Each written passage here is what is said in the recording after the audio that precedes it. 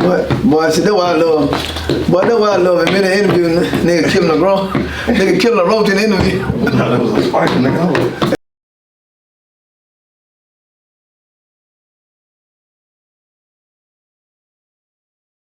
Good evening, ladies and gentlemen. I'd like to welcome you back to One on One with comedian Fredo Davis. Hey, today we have a special guest, comedian. What do you want to say, Double D or DeGarry? Turner? All three of them, and Baby Idris. Oh shit, Baby Idris? Boy, you look nothing like Idris. Double D, one of the coolest comedy journalists, boy, in the game, man. Been putting it down for a lot of years, man. Honor and a pleasure to have you here, bro. It's good to talk to you. Thank you, man. Look, I'm glad I'm here, man. I swear, I couldn't wait to do this, man. Hey, I couldn't wait to get you here. It was about, what, a month and a half, 2 months later? 3 months. But you my brother. This is my dog. As long as you made it when you came, because I know you're a respectable father, and I honor that time that you put in with the kids and doing what you're doing. Same here. You know what I'm saying? Dealing with the stand-up, boy, we come a long way. Man, this brother's a legend in the comedy game.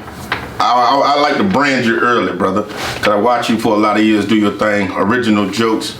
Hell of a stand-up comedian, and will Joan the socks off you. You be in the corner somewhere crying when he get through with you. Ladies and gentlemen, help me welcome comedian Double D, DeGarry Turner, a.k.a. Baby Idris. Hey, get it right, Baby Idris. I heard you, boy. Hey, man, you know I gotta make it sound. You gotta make it sound fly to you, man. Baby Idris, baby. Man, Double D. How many years in the comedy game now, brother? November. Last week was 25 years. 25 years, because I was talking to T-Ray the other day. T-Ray said he been doing it 30. Yeah, he started with Flip Wilson. Yeah. Now Flip Wilson opened up for him. When comedy was in black and white. You hell on wheels, boy. Oh, man. But 25 years. Good 25 years? Good and bad. Yeah. And it will come with it. We're gonna focus on the win, not the loss. Yeah, for the loss. But you gotta talk about the losses because it make you a better man. It make you a winner. You gotta lose a few times. Yeah? Well, hey. Thinking back over the years against the shed of some tears. Hey, that's some cold joke there. Yes, sir. Like a 2-time loser. Call that mercy. Told myself time and time again, Yeah, I'm gonna win. You too young to know about that. Bah. Shit, man, I listened to all that shit. I was young. I remember just the other day I had like a dream when I was a little kid. I was sitting on the porch at my mama's house listening to Bill Cosby comedy album. I couldn't wait till I grow up and get old enough to make me a comedy album. Wow. You know, Bill Cosby was one of the first comedians I ever heard. I remember that, all the different faces on the front of his album cover. Who was like some of your favorite comedians coming up, bro? It's so many, Fredo. Yeah. But my favorite. Just to name a few, I want you to go from. Name my favorite all time, then go down. The Hood and the Big Dogs. And yeah. My favorite comedian all time, Red Fox. Red Fox? Yes. Mine's too.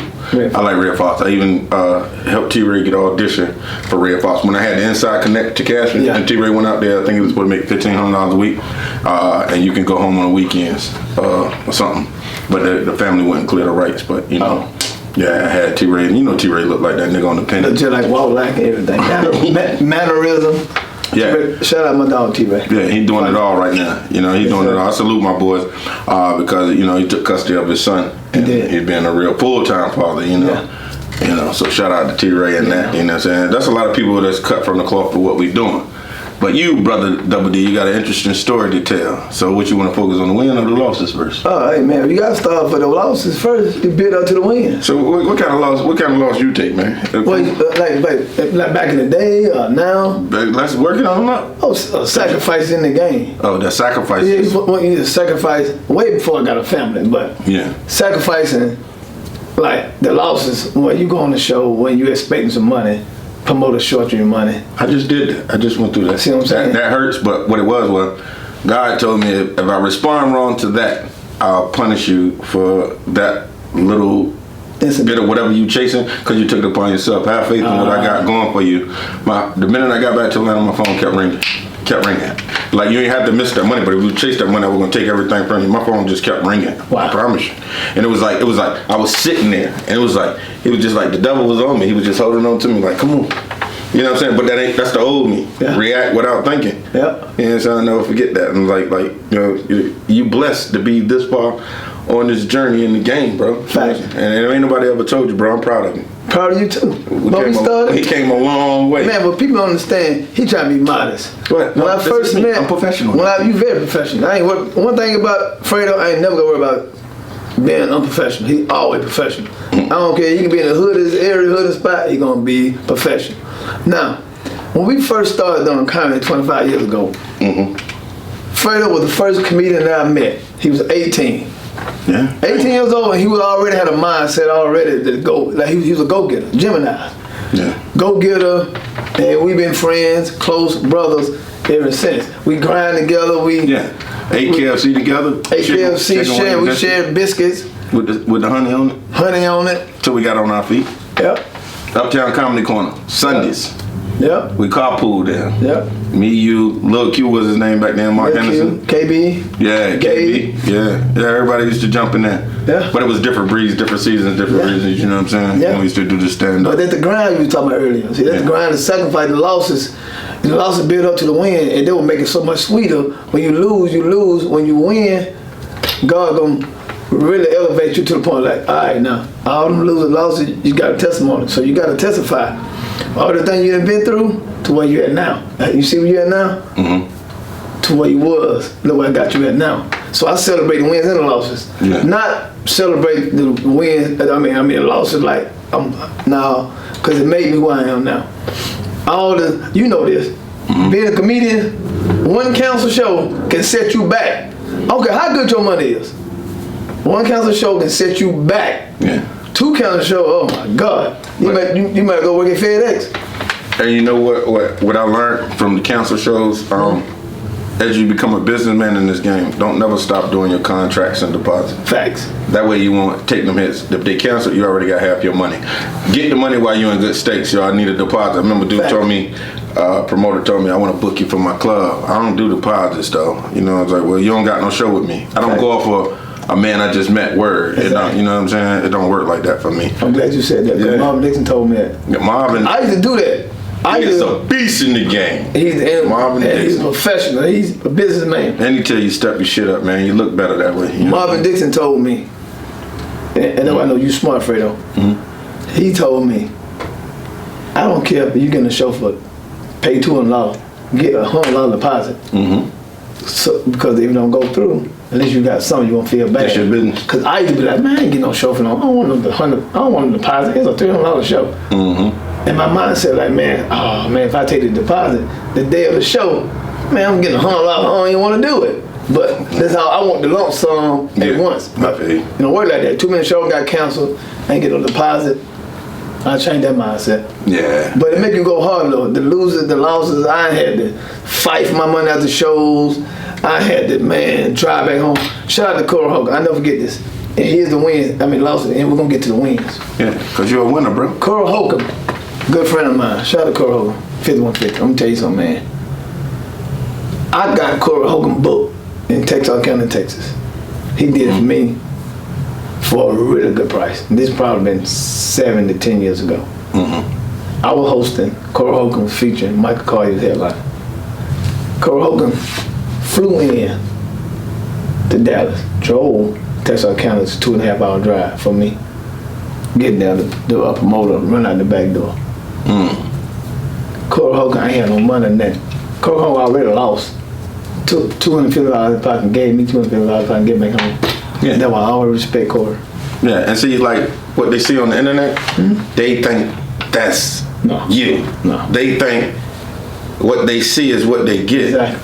You're a human being at the end of the day. Yes. What I portray is not the way I live. You know what I'm saying? And at the end of the day, sometimes it's just a job. Like even when I'm funny, hiding from depression, it's still just a job. I'm running from something when I'm just funny, or I don't want to think about something. You know what I'm saying? Right. So like those the true and the good comedians that got our back in the game. It's like a comedy angel. They swoop down to help you when you least expect it. You know what I'm saying? Yeah. Cause my young boy I looked out for recently just looked out like that in that situation. He was like, nah, we ain't gonna have no bad name. You ain't gonna give Baltimore no bad name, man. He was like, bro, make sure you get back to the airport. You're good. Stay at my house. You know what I'm saying? I don't understand this, But I don't want to deal with people like that because everybody in Baltimore, damn near go get it on the helm. You know what I'm saying? Hustle. So yo, shout out to my young boy Smooth, man. Just called me Smooth, big on the internet. Taught me a little bit of the game, put me in skits so I could take off. Like, you know, so I respect the young brother. I respect people in the game that help another brother. Yes. You see what a brother going through, and you know whatever you feel, just give it to him. Look out for him, cause you know sometimes you see that. You don't even know some of these comedians out here, man. Going through it. Yeah, and they full-time parents. Yes. Got their daughter or son right up under their wings. Yes. You know what I'm saying? Yes. Trying to figure it out, trying to live check to check, or show to show. get that big show to be like, whew, Yeah. they can breathe a little bit. You know what I'm saying? But it just, Speaking of that's what you did. I watch you do comedy and raise your kids. Oh, You my don't son. understand how I have my son with me. You know, you kept your son with. I'm talking about Fredo's son be at the club. We stand in the club, better gonna stand on the comedian. He stand beside us. Yeah, man, you remember when stay on the bump? Yeah, man, you had a great set. And he got a knife on. Yeah, man, I remember that. What? You remember what? shout out to my son. He running the camera right now. What's up, Damani? The money. Yeah. I always give him Love the you, credit. boy. It's just the watch. It's the process. A lot of people focus on the end goal instead of the journey. I had learned that you got to focus on the journey. The journey. And Focus on the journey, man. You got to enjoy the journey. enjoy the journey. Yes. If you don't enjoy the journey, man, you're going to miss out on so much. Mm-hmm. You know what I'm saying? So that's why, like, 25 years doing comedy, yeah, I thought I'd be bigger and further than I am, but hey, I'm still blessed. What you consider making it? Let me ask you this. Making it, well, let me rephrase the word making it, because I know you know, you're intelligent and you won't pick up on everything. Not making it feel like I should be higher or further along in my career than I should be. Yeah. You know what I'm saying? But a lot of comedians understand, just because you ain't got a big name, you're still blessed, you're still getting it. I ain't worked in 20 years. Got a nice big house, kids, wife, getting shows, thank God, and then turn off, electric bill work, all that. So I'm blessed. I can't complain. Yeah, sometime on I want to be in movies. I want my own TV special. You're doing all that now. You're walking in it. That's a part of enjoying your.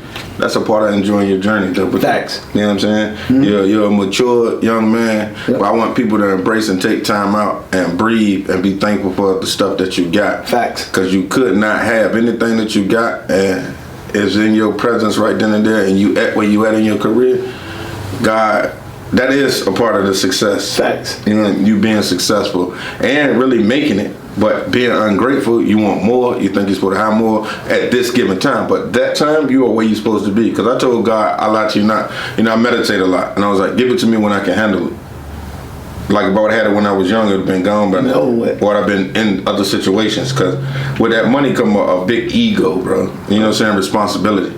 I'd rather know what to do with it when I got it. You know what I'm saying? And that was something that me and God worked out. And he's showing me the way he opening the doors for me. You know what I'm saying? What's for me is for me. Facts. What's for you is for you, brother. Facts. You know what I'm saying? We all in a setback and somebody get a big show. You know what I'm saying? I think you opened up for Mike Epps when we was young. Because Q opened up for Chris Tucker. Yeah. And KB quit. He did.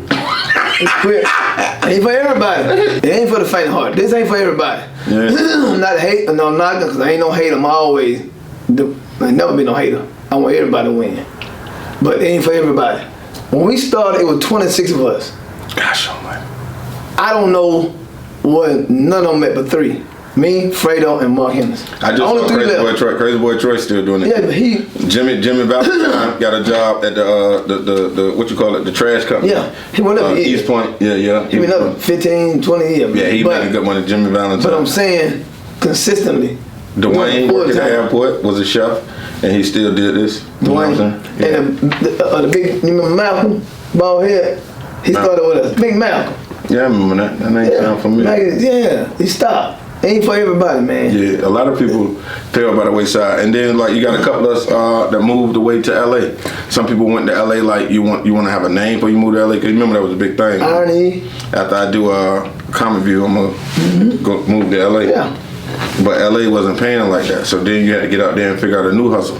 Down south, anything up and down the East Coast was paying money. Going over to the Midwest and Texas and all of that, you can go do rooms. Yeah. And me and T-Ray was talking about the transition of all of this stuff now. Yeah. It's kind of hard for comedians to make that living now because a lot of comedians ain't going to get in rooms. The Instagram social comedians went and took it to the comedy clubs, took the door deals, to shit that we was avoiding because we was losing so much money. You take a door deal, then them niggas, you ain't got nobody watching it for you, the place packed, and you ain't getting all your money. Facts. You know what I'm saying? So we was taking those hits with the business. That was kind of like the chitlin circuit for us. So when the transition and the changing of the guards came, it's like you got to brace yourself. Yes. And like me, I was like, when I meditated, I said, yo, I don't mind. I'll work with them Instagram niggas and all that shit. But they don't know half the business. Nah, they don't. They don't. So like I want to say to all of them, look out for your opening acts, your features, man.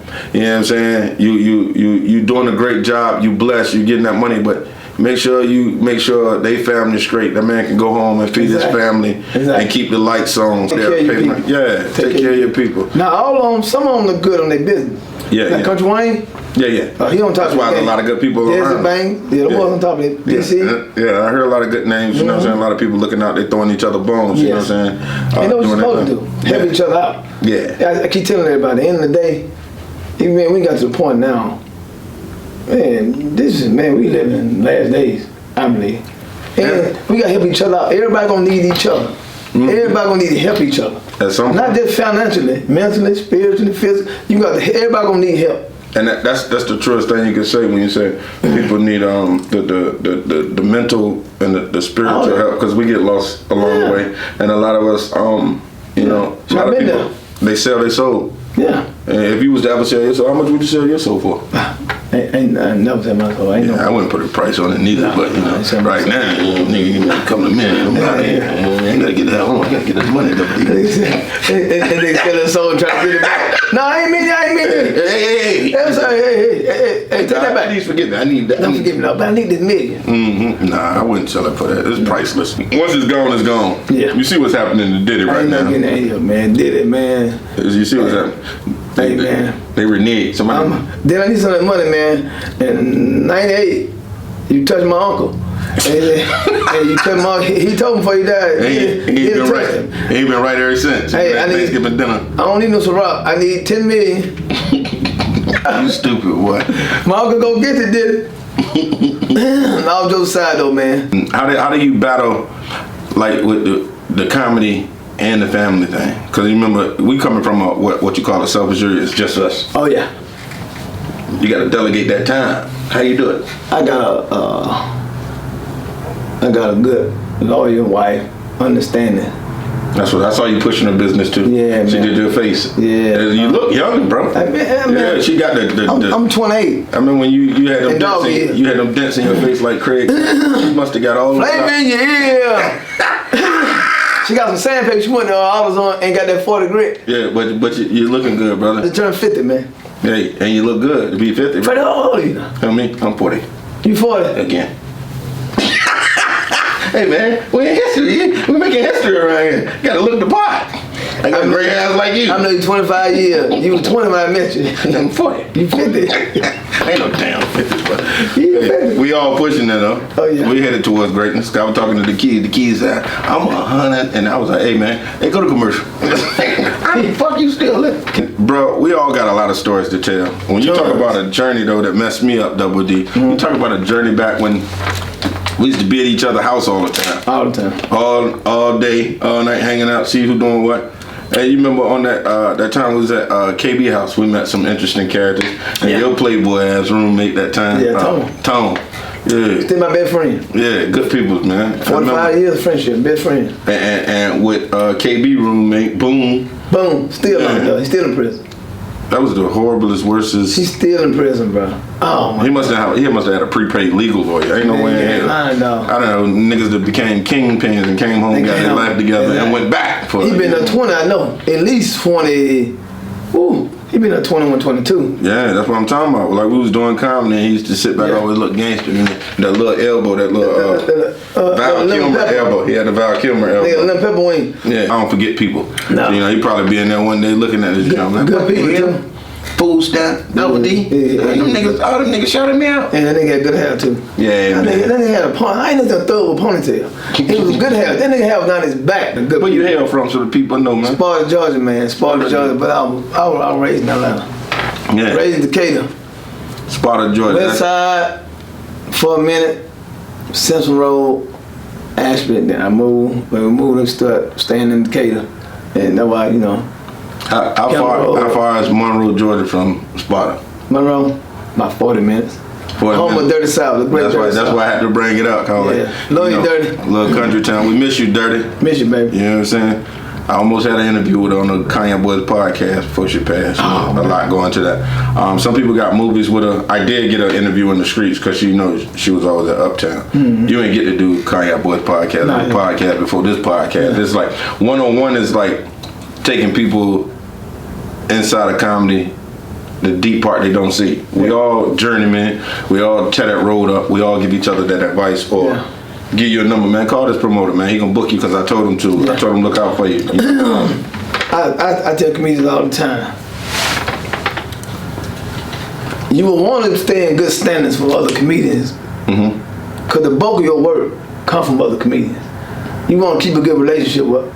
I'm not saying you gotta be best friend with all the comedians. You gotta be cordial and be professional. Try to stay in good standards, because the bulk of your work, your comedy work, gonna come from other comedians. Because they talk. Everybody talk. And why do comedians hate on each other or they downplay each other when eventually y'all gotta work together? All of them. Why they like that to one another? I don't get it, man. I never understood it neither, man. I don't get it. They don't take all that.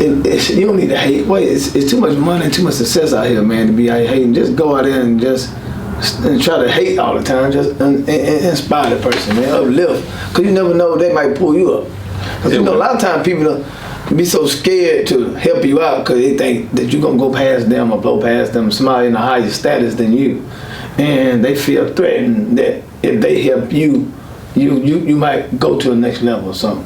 What they got the wrong mindset is... I dealt with that. Yeah, what I'm saying? You ain't got to do that because if you help the person, if you get older and gain, and you might... I ain't say everybody fall from grace, but everybody have their bad spots. And then you might have a bad spot, you might need the helping hand to pull you back up. Why not help the person that the same person can pull you back up that you helped to get where you at? He can pull you back up and get you back on your feet. Yeah, I agree. And that's how it should be. But it's so much malice and envy amongst us, man. It shouldn't be. It's a lot of love because it's a fraternity. Yeah. Oh, we got love for each other now. Yeah. You know what I'm saying? But there's a lot of underlying hidden agendas and... Yeah, like you don't know. Or being in the comedy game, it was to hit a lick when you can go get $500. Yes. $500, right? But that's a lot of money back then. Yeah. Still and then, all right, so it's $1,000. You know, they got the $1,000 club, the $1,200 club where niggas was going to get on the weekends or here and there, you know, them spots. Then you got the 5,000, 2,500, you know what I'm saying? What niggas could turn you on to, but those niggas be tight-lipped. You ever notice that? Oh, yeah. How do you feel about the changing of the guards with all of this, man? And what has it done for you in your career? Internet changed the game. Yeah. Internet changed. The internet is the new TV. Everybody on their phone. Back then, when we came up, we got it through TV. Comic View, Def Jam. Yes, sir. Bounce TV, Partners of Crime with Robert Townsend. There's a few more, LaPalooza. Yeah. We had to get it from that aspect. Network. The TV, when people sat at home and watched actual television, when it was Friday night, they were going to watch Def Jam, waiting, sitting in the living room. Yeah. It changed now because now everything's so fast paced. Ain't nobody got no patience no more. They sit home and watch TV. Unless it's Netflix or something like that. But now everybody want to be on them phones, and that changed the game. The whole perspective. Yeah, that's the word I'm looking for. Yeah. It changed the whole perspective. A lot of comics, they're not comics. A lot of non-comics be like, you know what? I don't need to go on stage. I can take my phone and get popular. I can get a phone, and when they learn how to do that, it changed the game. So now us, as the grinders, we ain't want our jokes going before us. Like that's what it is, because we ain't want to put out that one. And them niggas still steal from us off of YouTube or Comic View and Def Jam. Some dude, I don't know what his name, man, but he blocked me. He did my whole joke in a skit. He had like 500,000 followers. He did my joke about the good coochie, build a house. He did a whole and turned into a skit. The measuring drink? Yeah, he did the whole thing, building a house. I'll go look it up. Cigarette. And I think I seen it. How you know about that? You don't ain't like him. So that's how much they steal. You unhilarious mother. See what I'm saying? Like Dirty South would say. But he took that, then he blocked me. Because you checked him about I checked him and then he blocked me. Yeah. Bro, you know you watch Comedy View. Stop. You see my joke on Comedy View. And I know that's yours. Like, you got another original piece when you talk about the motorcycle shit. Like, you know what I'm saying? I watched you craft that joke. I sit in the back of Uptown in that little VIP 2 steps up, and I watched you craft that joke week after week and build it. I know it's yours. Like, now when I go to the comedy, I know it's yours. Yeah, and like I see a lot of these niggas stealing and remixing my shit, and it hurt me to sit there, but I laugh at them. You laugh at them. Yeah, because you know it's like the old me would have did something to you, so you couldn't move forward with it. You know what I'm saying? Exactly. But the mature me is like, don't block your blessing. Go write more and do more. Right, it's still yours. Yeah. It's still yours. They just barred it. Yeah. But we're gonna keep the bike at my house. Yeah. You know what I'm saying? Because I wrote it. You wrote it. I hate seeing some unoriginal cat like they. You're not creative. I studied this game. Exactly. I studied every Comedy View, every Def Jam. I learned all the comedians' names. I learned who the assholes was and people we didn't need to talk to. I learned who the good people was. I learned who the dickheads was. Like, you happy on stage and you bitter off stage. Yeah. You made everybody around you bitter. I learned all of that. I watched some comedians come. I watched some comedians go. You know what I'm saying? Quitting this game. When a comedian quit, it really hurt. Yes. You know what I'm saying? What happened to you that it drug you into that corner to be like, I don't want to do this no more? And you got 15 and 20 years in, you know what I'm saying? And you just walk away, man. How? That's hard, man. Yeah. It's hard to walk away from something that you really, but some of them do it as a hobby, I think. Some of them just do it as a hobby. Some of them really want to do it, but they realize there's a lot to it. There's a whole lot come with it, just telling jokes. Yeah, and you got and they give up on that aspect. Like, you know what? Oh, man, I don't think I'm built for this. Yeah, and you still got to write. Excuse me. Still got to entertain. You got to go deliver the joke. You got to practice the joke. Yeah. And the thing about it, that's why I stopped. I really hated open mic. I stopped going because I would go in there and I practice and I couldn't even finish the joke. And I go to the club on the weekend to really get it off. And a nigga up there saying the shit I'm talking about. You know what I'm saying? And I see some of these unoriginal ass comedian promoters too. You like to remix nigga shit. You know what I'm saying? Like that. I see it. I don't trip because I'm better than you. And there's nothing you could do about it. What he said? You know what I'm saying? You know what I'm saying?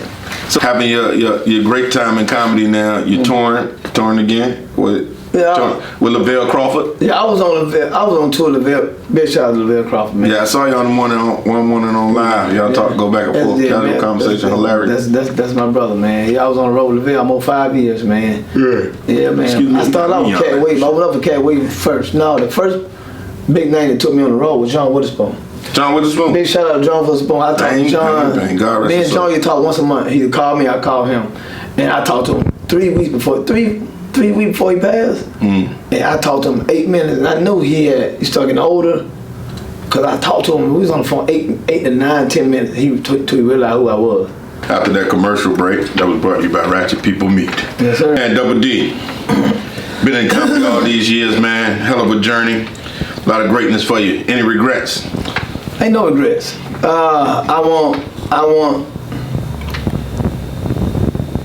No, ain't no regrets. At first, I had a few of them. Like when this guy asked me, the owner of Chocolate Sundays, thank James Lasada, he asked me to move to LA. Not Boogie Wigginton. No, I'm the owner. Okay. He asked me to move. He said, man, we need to move to LA. You talking big, man. You know what I'm saying? That's what they used to tell you back then. You know what I'm saying? And I probably could regret that part, but I thought about it. I don't regret anything I've done. Because I want to meet my wife. And if you to move to LA? If I move to LA, I want to meet my wife and kids. Yeah, you know, a lot of people that leave from other cities and they go to LA, they go through what you call a poor phase. Facts. You know what I'm saying? Facts. It look nice, but you poor living out your car or you're living in a box. You're a little fish in a small pond. You said big fish in a small whatever. I don't know, but yet I'm confused. But you know what I'm trying to say. Go to commercial. I go to commercial. Hey, so then we try to get too deep. Yeah. I'm a big fish in a small. Man, shut up, man. I'm a roach. I'm a roach in a mansion. Yeah, I'm a little spot in a big whale. Man, what What are you talking about?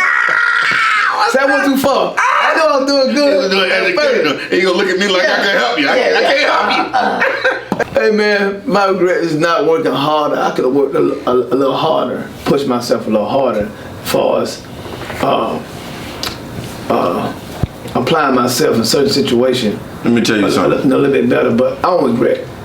I don't regret because it was, my life won't be the way it is if I, I don't want you to think for 1 minute you ain't working hard. Exactly. Okay. I see, and I know, and I heard. I know that you're working hard. Mm-hmm. You feel me? Yeah. I see, and I know that you're working hard. Oh yeah. Before we were supposed to do this interview, your body showed you was working hard. Yeah. You know what I'm saying? I gotta tell. I'm glad you said that. I had a little incident. Yeah. I was on stage and passed out. Not passed out. Before I passed out, I started feeling dizzy. I went down. See, I was smart enough to understand that something wrong on my body. Mm-hmm. And I got dizzy and boom, laid down. They came and got me. Checked my pulse, my blood pressure 180. 180 over 90, 95, something like that. And they poured water on me. I drank a lot of water. They calmed me down, took about an hour to calm me down. I went back on stage and finished my set. An hour later and still did my thing. So one thing about your body is just like a car. Mm-hmm. You don't keep your car maintenance up like it should be, it's gonna break down. Just like your body, you don't take care of your body, it's gonna shut down. And my body shut down from ripping and running, stressing about money because this comedy game is so stressful. The entertainment is stressful. Not sleeping, my proper sleep, and my body said, "Come here, shut down." Yeah. God will shut you down. He won't gonna take me because I got so much to do. But he had to. All right, let me. It's time you chill out a little minute. Slow down a little bit. Because you're doing too much. You ripping and running too much. But you working hard. Yes. Because you're maintaining the family. Yes. You step up to be a man that's like, a lot of black men ain't instilled with the family values, the jewels to be a man. It's something like you inherited and you know what you got to do as a man.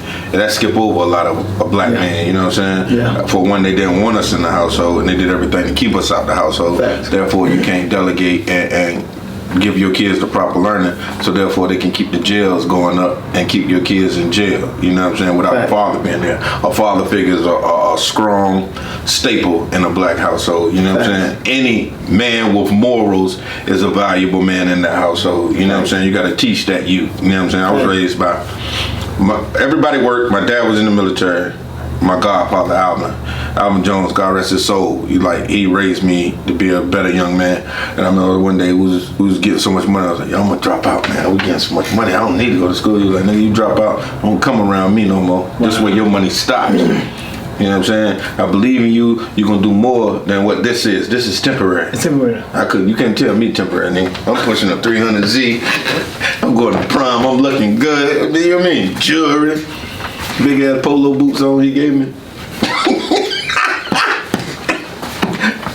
But I love my people, and what you're doing is take time out in your career and pat yourself on the back and give yourself thanks and praise and go talk to God. Always. Be thankful for that. I did it the other day. My phone rang that morning. Don't forget on this journey, man. There's somebody helping you and pushing you along, keeping you strong, brother. Facts. And it ain't your time to go, so you ain't gonna go. You know what I'm saying? No. To me, you scared me when I talked to you. I was like, what? What? So what's going on, brother? You know what I'm saying? Because it's like we get to a certain age, it's time to go to the doctor. Now. Yeah. It's time. And went to the doctor, everything they ain't find nothing. Yeah. Blood pressure 120 over 80, 128 over 76. What your blood pressure supposed to be?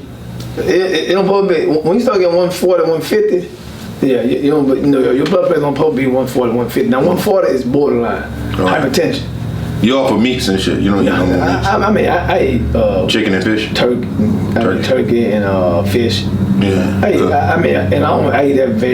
eat very seldom. I don't eat a whole lot. I don't eat no fried food. No fried food. You stay away from that. I drink water every day. We come up in that fried food era. I drink water every day. I run. I jog every day. I walk. As long as you staying active. I do all that. Yeah. And then I knew it was. I was like, what in the world? Yeah, because I knew my body was tired. That's what it was. It was more mental. I was mentally tired. Yeah. And mentally drained, and I was physically tired as well from ripping and running taking the kids to school, doing this, boom, getting back home, doing shows, on the phone, email, try to keep the money going. Yeah, I know what you're talking about. You know? I crash. I crash like when I'm up early and I'm up late, but I'm up early. Like your body gonna let you know. Yeah, your body need rest. Yeah. And then like you sit down and you just out cold. Yeah. Can't nobody wake you up. You just need whatever that rest was, that moment, because you got something to do. Everything that works me up now is the responsibility of what I got to do. You know what I'm saying? Everything that I got to do for my son and my daughter, because they want what they want. You know what I'm saying? Right. My kids are blessed. Pretty much spoiled, you know what I'm saying? But I'm gonna make sure they good in life. You still gotta work and do what you want, cause the kids don't bother nobody. My son, I don't think he know what outside look like. Crazy, right? But he can go anywhere on that computer. Small, yeah. Yeah, 18 years old, honor roll student from the time he got in school. So crazy. that's and me being in the 18 now? Yeah. That's what I told you. Shout out, there he is right there, tall mother. Yeah, he running the camera. Man. What's up, man? 18. Domani. I knew y'all was Domani. Domani, what up, man? Yeah, good kid though. Good job.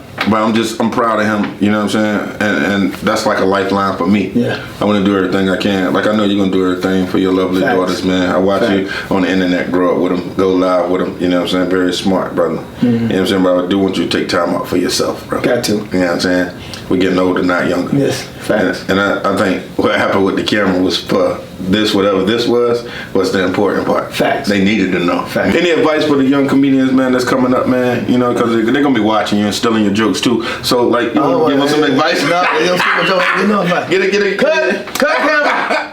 Hey, get a young brothers on to come up, Hey, man. man. That admire you. Some advice right quick, bro. Some mental jewels. Stay focused. Stay consistent. Be persistent.